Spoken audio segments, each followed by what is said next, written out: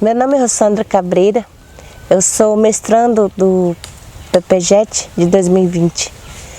Eu estou aqui para me falar um pouco sobre o meu trabalho grafismo, que tem um tema como grafismo de Eguá, Kaiowá e Guarani, uma catalogação, categorização e descrição analítica. Então esse é meu projeto do mestrado sobre o grafismo indígena, que começou lá no passado, quando eu fiz ainda o Tequarandu.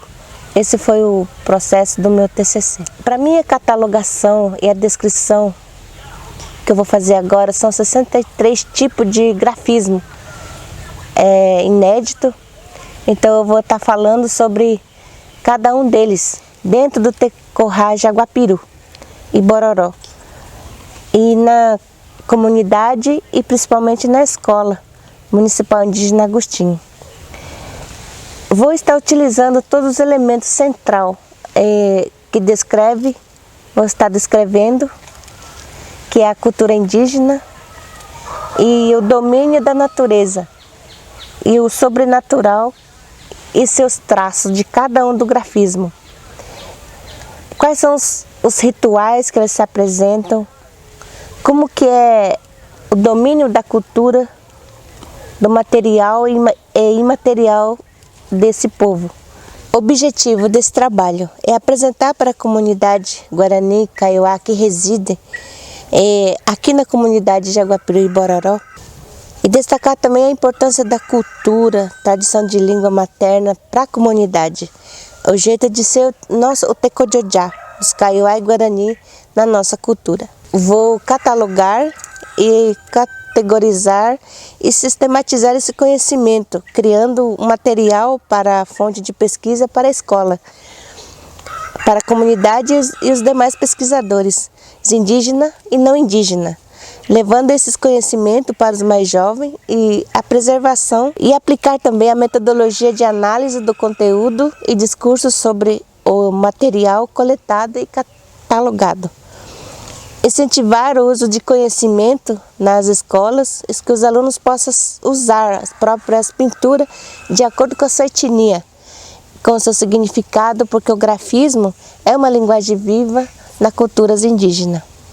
A minha metodologia, método antropológico, etnográfico, análise do conteúdo para um pré-análise, categorização do material, análise do discurso para descrever sobre o que tratam do grafismo desde o nível fundamental, desde o nível analítico, descrever as motivações, as práticas, sensações consequentes, positiva ou negativa no último nível do discurso, tratar da constatualização do grafismo em pessoas, tempo, a temporalidade, o espaço, território e territorialidade. Eu vou falar também um pouco sobre o área, que é a territorialidade, o território, o área, o tempo, a noção do espaço, a caminhada, a trajetória, que seria o espaço percorrido, que é o guatá, por onde vai construindo o seu modo de ser, seria a parte da territorialidade.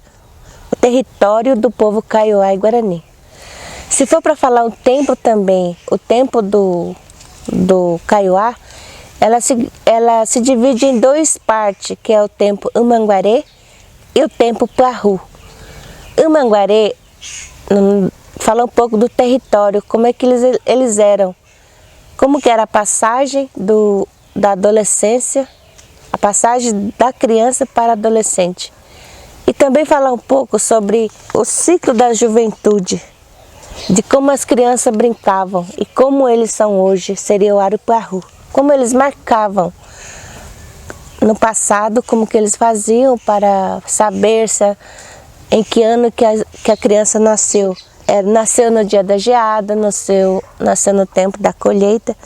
Então eles especificavam assim o tempo, para ver se que tempo que e contava também como se fosse Jaçã, e ainda contam o Jaçã, que é o tempo de lua, seria um mês de que a gestação das mulheres. Esse seria contado como tempo.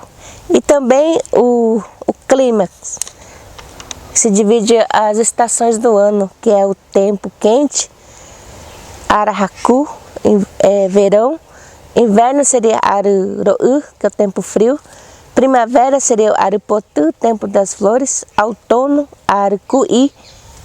E também eu quero especificar falando assim, Nhemonguetaguaçu Aru seria o dia da conversa, Awatiranga Aru, batismo do milho, Jerosu Aru, mês de grande festa, Teui Aru, mês das mulheres, das grandes mães, Mamba Kagu, Kurama, mês da caça, Ro'u Aru, tempo de frio, inverno, Piraguai, Iwutu Aru, tempo do vento, tempo ruim, Iwotu Aru, tempo de florada, recomeço da vida, Awati Monotim Aru, tempo de plantação de milho branca, Baeju Aru, tempo de fruta, Opamamba Eaju Aru, tempo de desfrutar das frutas, onde as frutas já estão se acabando, que seria o mês de dezembro.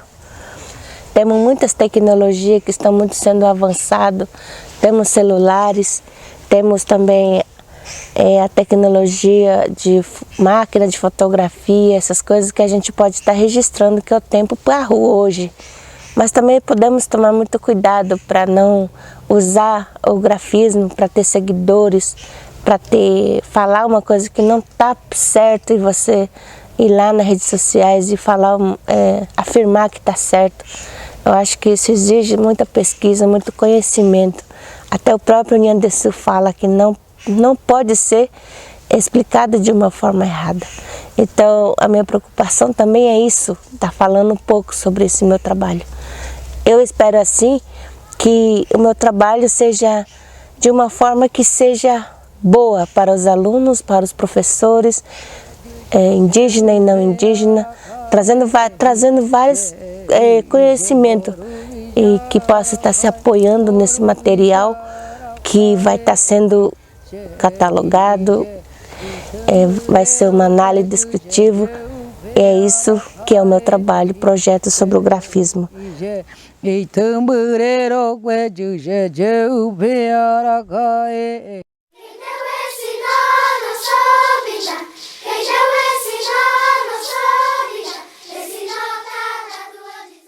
Olá, vou falar um pouco sobre o texto que eu tenho escrito, sobre a comunidade Cerrito. O objetivo principal é demonstrar de uma forma panorâmica, né, sem muitos detalhes, né, os fatos históricos que contribuíram, né, para a formação dessa comunidade. É uma comunidade que, entre o início da demarcação, da delimitação do seu território até a homologação do seu território, quando eles finalmente tomaram posse, né, do que realmente era deles, foram 10 anos, todo esse processo. Nesse tempo, eles tiveram seu território explorado, saqueado, modificado em vários aspectos, né? As suas matas foram exploradas, derrubadas, o que diminuiu bastante a caça, os rios foram afetados, enfim, né? Então eles tiveram um prejuízo muito grande em todo esse processo. Então esses eventos que precederam, né, o domínio e a autonomia dessa comunidade certamente influenciaram de forma definitiva a forma como hoje eles lidam com o que lhes restou, né, com o que eles precisam administrar para a sua sobrevivência ali no seu território. Os tópicos que eu procurei levantar são os históricos, né, documentos históricos sobre esse tempo de retomada e as famílias e como que era essa convivência e como foi essa inter-relação com os novos proprietários, né, com os ditos proprietários dos seus territórios, e também a fala, né, de pessoas que participaram desse período, de pessoas que estavam trabalhando como funcionários da então Fazenda Cerrito, e participaram da delimitação, demarcação do seu território, dessa retomada e do processo de reconquistar os seus espaços. É interessante que, mesmo uma vez eles tomando posse dos seus territórios, as construções ainda permanecem, as que foram feitas pelos antigos proprietários. A maioria delas foi desprezada pela comunidade, que decidiu construir suas próprias casas dentro dos seus padrões culturais, enfim. E mesmo a escola também, né, eles frequentavam a escola da fazenda, dentro de padrões homogêneos, urbanos, né, sem que se nunca tivesse a preocupação de ter algum indígena, né, que falasse guarani, né, todos eram professores da cidade. E mesmo assim, eles, assim que retomaram o seu território, né, eles frequentavam a escola da fazenda, dentro de padrões homogêneos, urbanos, né, sem que se nunca tivesse a preocupação de ter algum indígena, né, que falasse guarani, né, todos eram professores da cidade. E mesmo assim, eles, assim que retomaram o seu território, desprezaram essa escola antiga e construíram a sua própria escola, né? Então a comunidade vive desde então a comunidade vive uma situação com que o tempo trouxe deixou essas mudanças, né, no seu espaço, e eles procuram se readequar, se adaptar da melhor forma possível, né? Principalmente dentro do ambiente escolar. Há um diálogo razoável entre a comunidade escolar e a prefeitura, porém os próprios professores atuais, né, eles reconhecem que há muito a ser feito ainda. O calendário atual não contempla as comemorações que são relevantes para a aldeia, bem como também não contempla o calendário que a maioria da comunidade acaba por fazer, né, que são as xangas, onde eles saem por um tempo para trabalhar. Isso envolve todas as pessoas, né, de tanto homens como mulheres, jovens, adultos, e infelizmente essa prática não é contemplada ainda no calendário, principalmente no calendário escolar, né? Então a proposta seria trabalhar nesse sentido de incluir essa prática já de anos, né, desse trabalho, de trabalhar fora, bem como trazer para dentro dos espaços escolares os detentores de saberes tradicionais, porque muitas práticas estão em desuso por conta de influências, né, principalmente das igrejas dentro da comunidade. Então, essa tem sido o pensamento também alguns objetivos que os professores têm se preocupado e têm procurado trabalhar em busca dessa concretização dessas mudanças. Esse nota da tua desato já, ou desenrola essa corrente, deixa os índios. Olá, eu venho aqui apresentar um pouquinho do meu artigo que está em construção, cujo tema é Educação do Campo, relação tempo e espaço em plena pandemia. Esse trabalho ele tem como objetivo discutir, analisar e refletir sobre a questão, né, as vantagens e desvantagens, né, do ensino remoto ou não presencial dentro da educação do campo, aqui nos assentamentos do município de Nhoaque, mais precisamente nos assentamentos atendidos pelas escolas estadual Padroeira do Brasil e Escola Municipal Noé Nogueira. Tá? Um dos enfoques dentro desse trabalho diz respeito às relações temporais e espaciais do modo de vida camponês. O que diz respeito, por exemplo, a adaptações, adequações, né, que se tornaram necessárias por conta do ensino remoto. O que muda dentro das casas, o que muda na relação professor-aluno, o que muda nessa relação de ensino-aprendizagem. Uma outra questão é analisar, mesmo de forma bem sucinta, a presença ou ausência de políticas públicas para o bom atendimento remoto de estudantes e professores.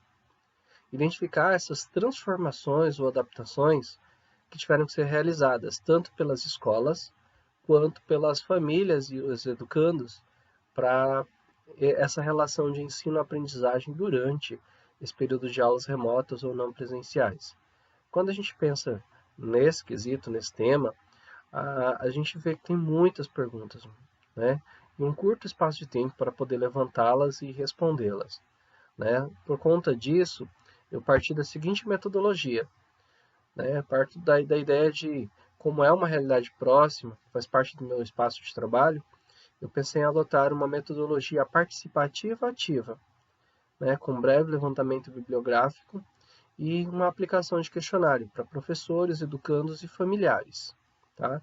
Quanto à situação do ensino não presencial durante esse período de pandemia. Talvez a gente não consiga abarcar todo o processo, né? Mas a gente pretende fazê-lo, né? O máximo possível, da melhor maneira possível.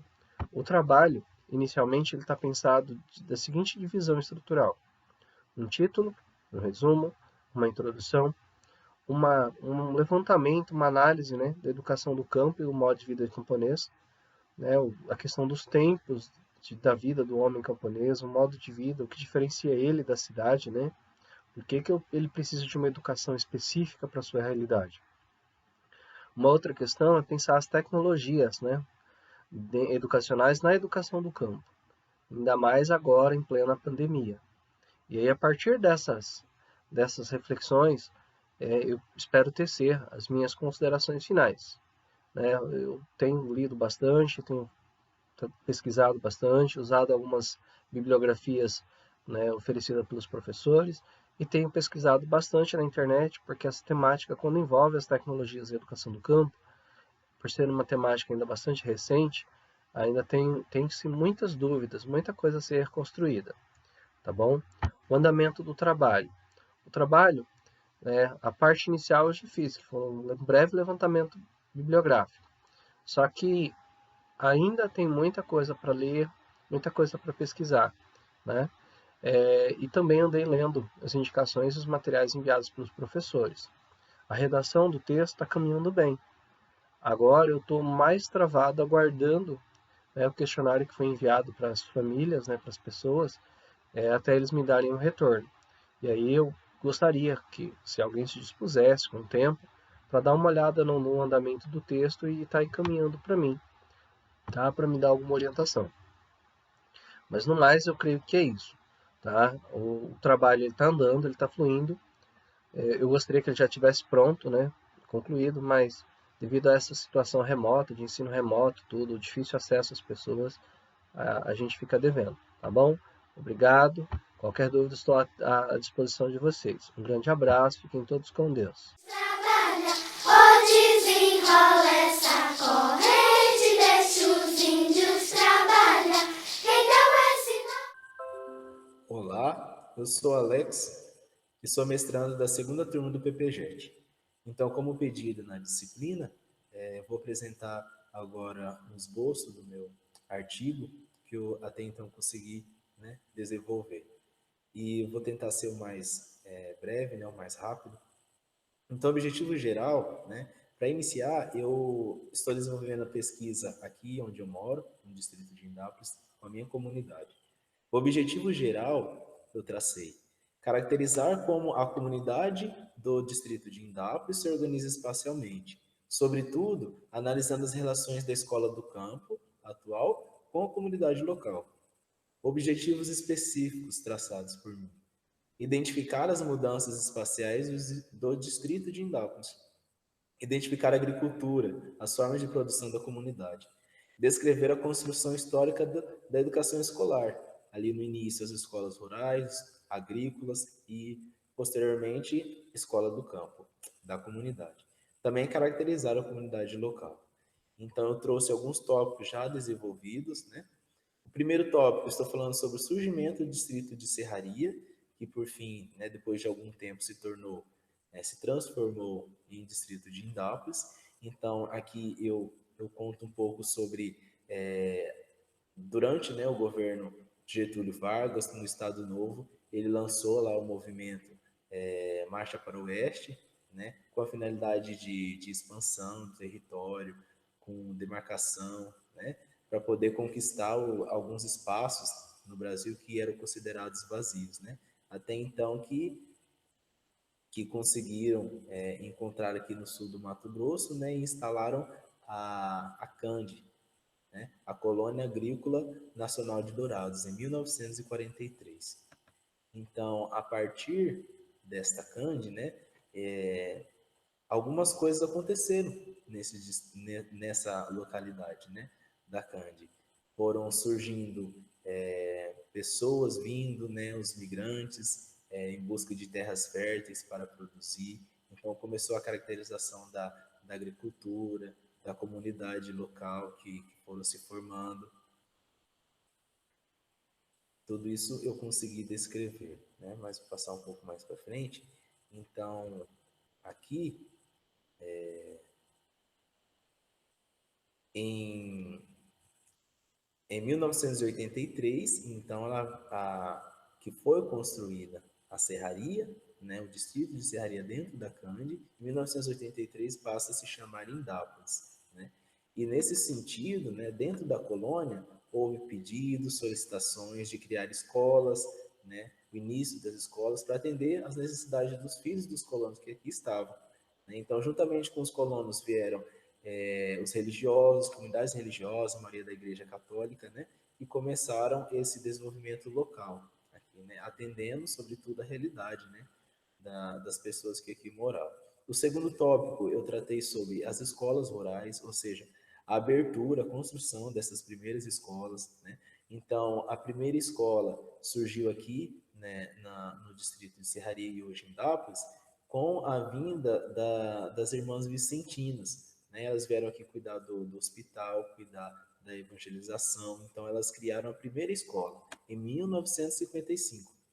Então, essas irmãs aqui, com muito esforço, né, construíram a primeira escola, denominada Escola Rural Mista, né, que foi fundada por essas irmãs, que tinha, sobretudo, a intenção de atender os filhos dos colonos que habitavam na serraria e na redondeza também, né? Depois de um tempo, né, com as políticas do estado de Mato Grosso do Sul, ela se tornou, de escola rural mista, se tornou Escola São José. Essa escola aqui, foto tirada em 2013. Então, um ano depois, né, de 1955, a Escola Rural Mista, então, em 1956 foi criada outra escola, né, pelos padres salesianos que aqui moravam, né, pela pessoa do padre André. Então, em 1956 foi criada a Escola Agrícola da Serraria. Essa escola agrícola era um pouco diferente, que ela funcionava como um internato para homens, né, que se tratava, em sua maioria, assim, na totalidade, para atender os filhos de colono, mas por uma formação agrícola, né, do trato com o campo, do trato com as ferramentas, né, tudo isso eu falo, a organização espacial da escola, como que funcionava.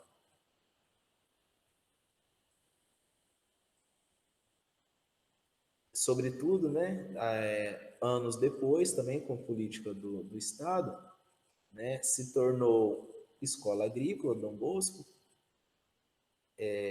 se tornou a escola estadual Dom Bosco, com as políticas do Estado, né, Escola Estadual Dom Bosco, a última denominação da escola. Então, de natureza igual a da São José, né, as duas se tornaram, em 2011, como Escola Estadual do Campo, na modalidade aqui, Escola Básica do Campo, oferecendo ensino fundamental e ensino médio. Aqui, a Escola Estadual Dom Bosco. Mas,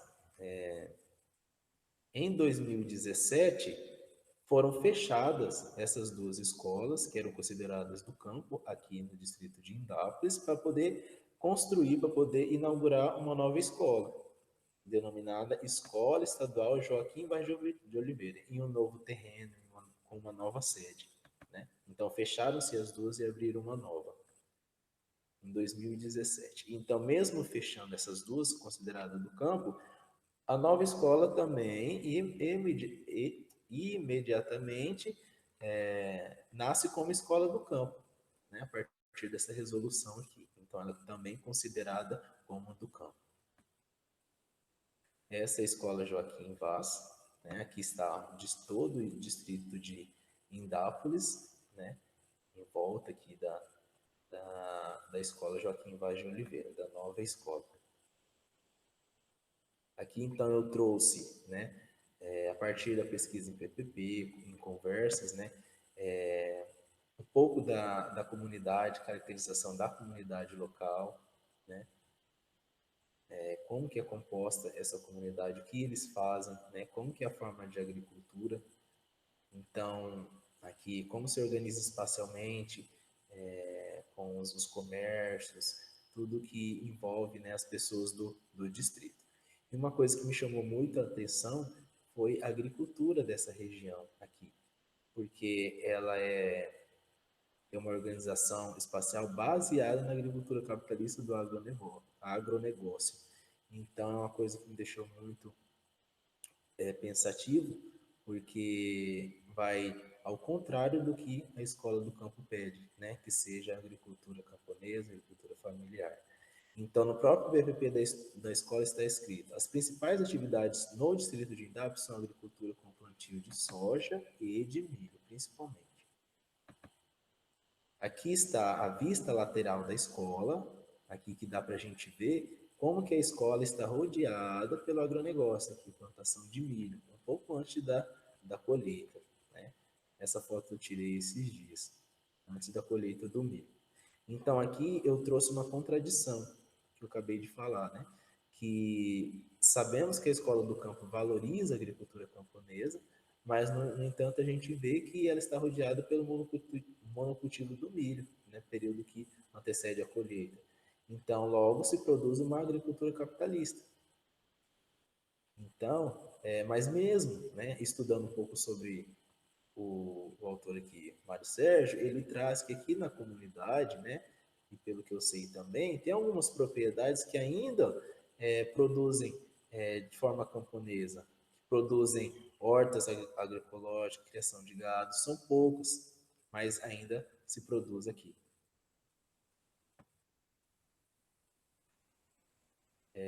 Então, os alunos da escola, né, os estudantes da escola, eu caracterizei como eles são, de onde eles vêm, né, que eles vêm das propriedades aqui em volta de Indápolis e das propriedades em volta, como sítio, fazendas, entre outros lugares. E aqui eu trouxe, pelo PPP da escola, que a maioria desses estudantes que são de sítio, fazendas, né, lugares rurais, eles necessitam de transporte para poder se locomover até a escola. Então, nesses dias, né, de chuva, nesses dias de colheita, aqui, né, impossibilita o aluno vir à escola. Então, fica difícil o acesso do aluno até a escola nesses dias, né?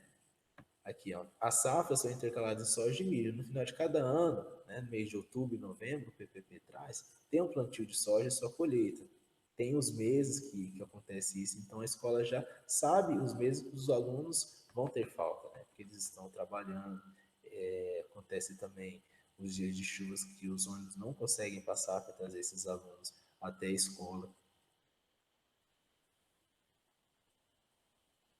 Então, fica previsto, né, que as escolas da rede estadual têm um documento oficial, que a gente sabe que possibilita a utilização da pedagogia de alternância, né, pensando nesses dias, né, nessa situação, né, específica da escola do campo.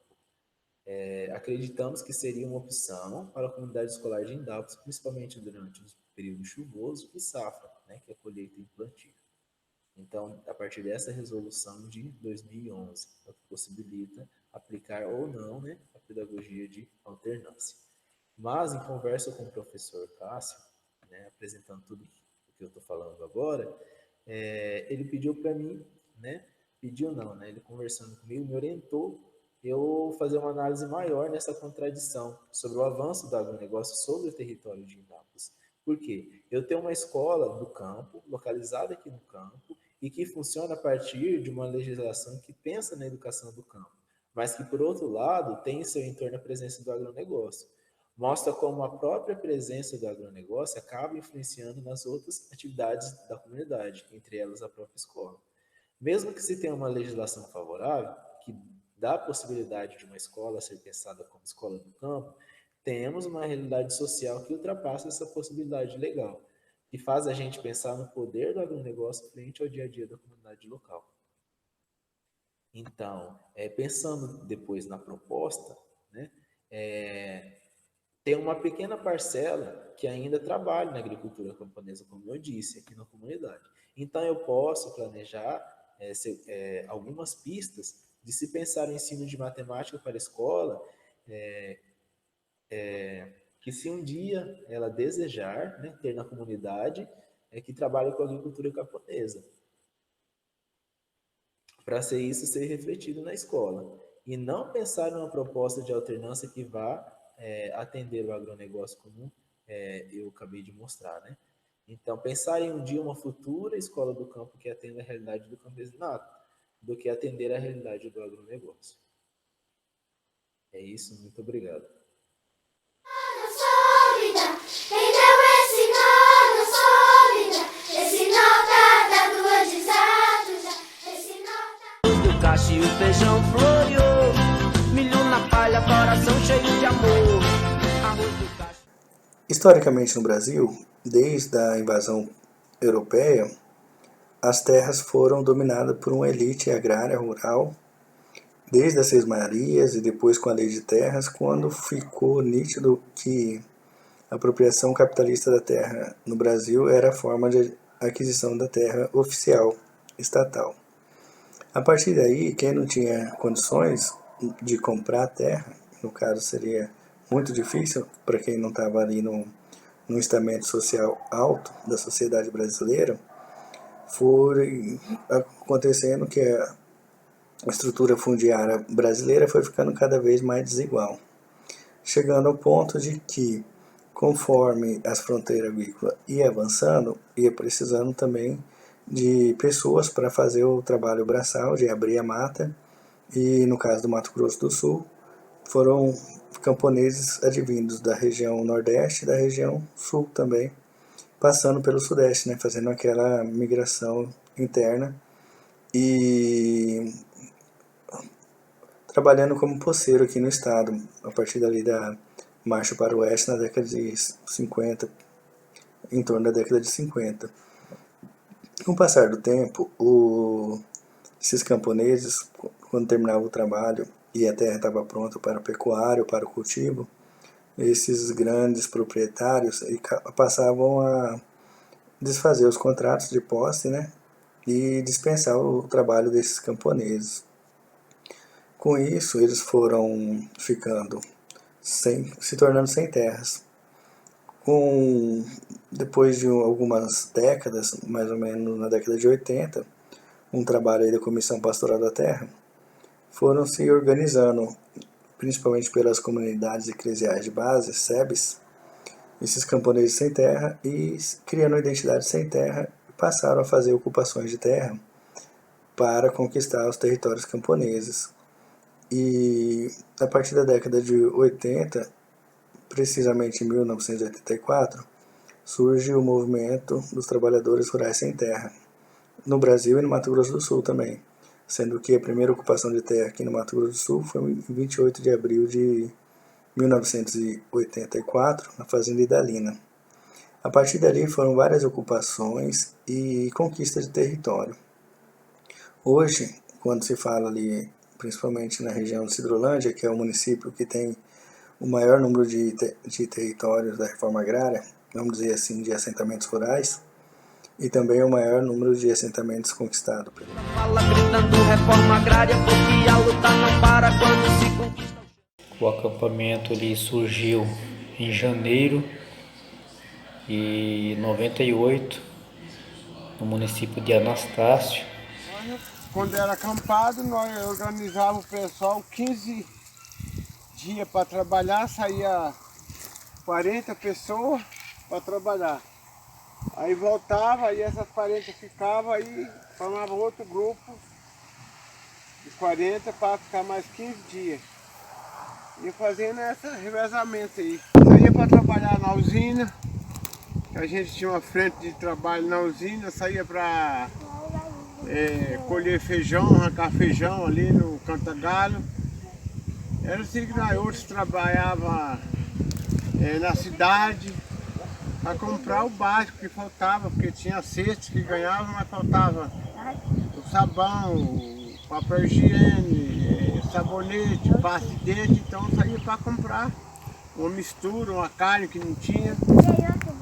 Então a gente saía para fazer esse complemento que não vinha na cesta, para complementar no final do mês, comprar alguma coisa para comer. A gente fazia uma assembleia quando vinha com algum respaldo de Campo Grande, lá do INCRA, que a gente ia lá, ficava o dia inteiro, aí quando chegava, reunia o pessoal, primeiro reunia todo o pessoal do grupo, o coordenador e o vice, aí fazia a reunião, depois aí organizava a segurança do assentamento para soltar os fogos e reunia todo o pessoal que estava no acampamento para uma assembleia. Nas ocupações a gente se organizava para levar facão, foice, machado, que tinha para fazer a frente. A nossa escola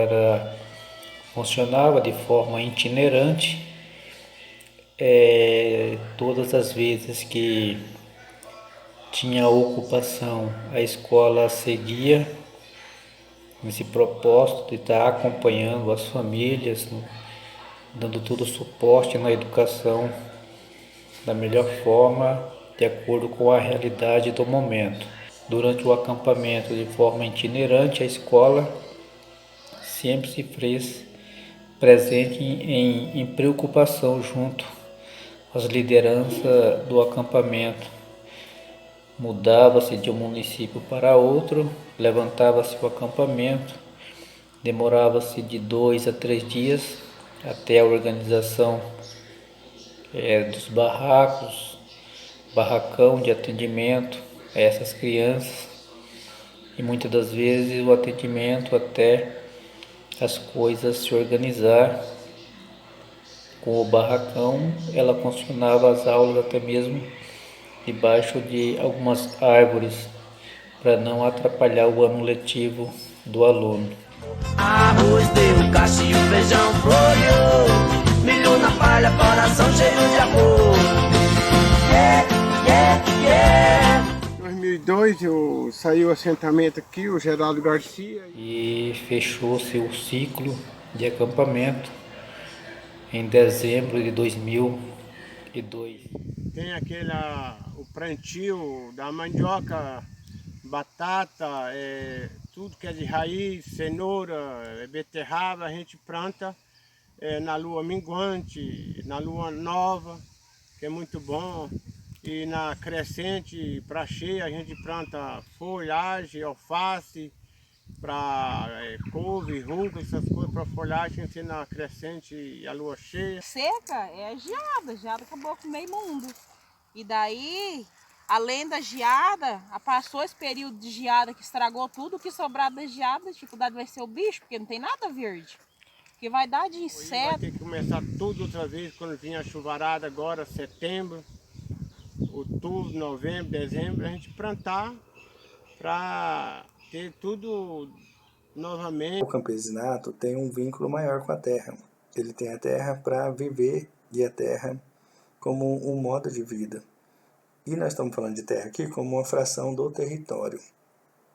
Então, quando o camponês lida com a terra no ambiente familiar, numa pequena propriedade, uma produção diversificada, com uso maior de mão de obra pessoal, é muito diferente do agronegócio, com uso de agrotóxicos, máquinas, poucas pessoas e um estrago da natureza, no caso.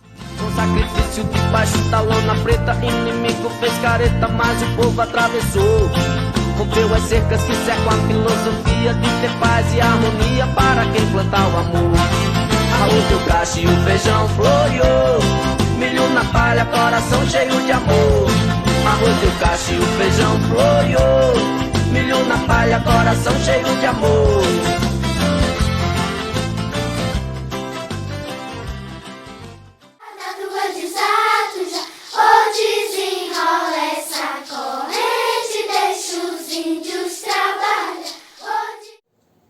Então, pessoal, minha pesquisa aborda a aplicação de novas metodologias para o ensino e aprendizagem da disciplina da matemática, utilizando a etnomatemática como alternativa de proposta metodológica na educação escolar indígena, de maneira contextualizada na aplicação da teoria e prática no cotidiano de uma comunidade indígena, pois a etnomatemática contempla o conhecimento matemático existente em cada povo através dos saberes tradicionais e conhecimentos. Através desses conhecimentos, podem ser inspirados em práticas pedagógicas, abordando a etnomatemática e explorando os modos de conhecimento e suas práticas socioculturais no contexto da realidade de se referir ao conhecimento matemático em ambientes não acadêmicos, né? E isso sempre teve presente no conhecimento tradicional e que sempre foram desconsiderados, né? Assim, a minha pesquisa propõe romper certos paradigmas da educação tradicional no ensino da matemática, inserindo uma concepção de um currículo diferenciado, e esse currículo é denominado, ou vai ser denominado como currículo dinâmico, que para sua efetivação é preciso uma discussão acerca das dimensões do conhecimento. E Dom Ambrósio menciona 4 dimensões para o conhecimento: a cognitiva, epistemológica, histórica e política. Também destacado na BNCC, Base Nacional Comum Curricular, recomenda que os estudantes saibam identificar e descrever territórios étnico-culturais existentes no Brasil, tais como terras indígenas e de comunidades remanescentes de quilombos, tendo em vista a preocupação de diferentes pesquisas em etnomatemática com o estudo de comunidades indígenas e quilombolas envolvendo questões históricas e territoriais. Bom, é isso, pessoal. Esse é o meu trabalho, que, assim, o meu anteprojeto que eu defendo sempre foi a inserção da etnomatemática como alternativa de nova metodologia para o ensino da disciplina da matemática. Bom, é isso. Muito obrigado.